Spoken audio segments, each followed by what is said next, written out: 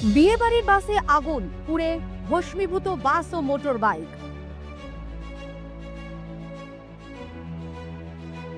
সূত্রের খবর, বিয়ে বাড়ি থেকে ফেরার পথে কলকাতাগামী একটি বাস রানাঘাটের পায়রাডাঙ্গায় 12 নম্বর জাতীয় সড়কে মোটর বাইক ও বাসের সংঘর্ষ হয়। জানা যায়, মোটর বাইকটি বাসের নিচে ঢুকে যাওয়ার পর আগুন লেগে যায় যাত্রীবাহী বাসে।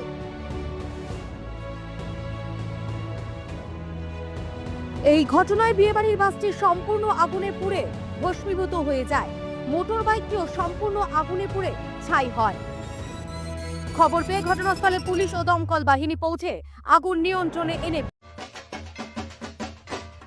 নদিয়ার গর্ব, রানাঘাটের অহংকার, কলকাতার রেডিমেড সেন্টার। ঠিকানা সুভাষ এভিনিউ, রানাঘাট, নদিয়া। এনে পরিস্থিতির সামাল দেয়।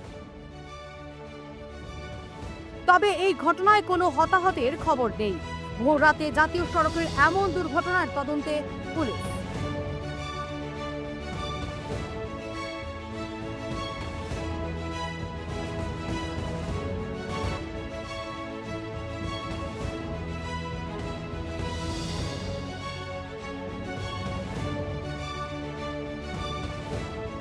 মোটরসাইকেল বাসের ভিতরে ঢুকে গেছে। যে বাসে আগুন ধরে গেছে বিয়ের গাড়ি।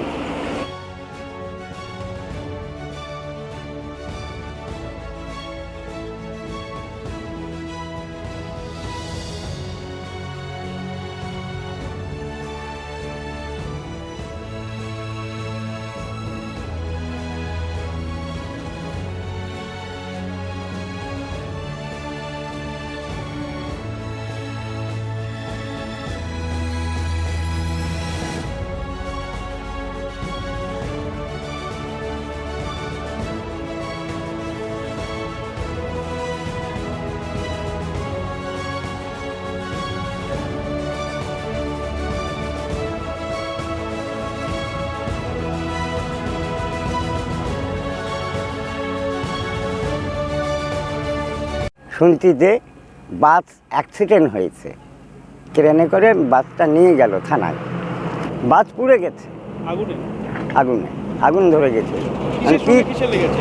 ওটা বলা যাবে না, ওটা বলতে পারে। মোটর সাইকেলের সঙ্গে হয়েছে এটা, বাসের সাথে। বাসটা কোথা থেকে আসছিল? বাসটা বহরমপুর থেকে আসছিল এই বলে শুনলাম। ঘাটিগাছা মোড়ে এরকম একটা বাইকের সাথে বাসের সাথে বিয়ের বাস আগুন ধরে গেছিল, মানে অ্যাক্সিডেন্টে আগুন ধরে গেছে আর কি। যা শুনলাম আমরা সকালেই শুনেছি আর কি খবর। এসে দেখছি হ্যাঁ বাসটা হয়তো নিয়ে গেছে, মানে রোডটা পরিষ্কার করছে, এখন ছাই হয়ে গেছে। আসছে বাসটা ভালোই আগুন ধরে গেছে, হ্যাঁ যা দেখা যাচ্ছে আর কি।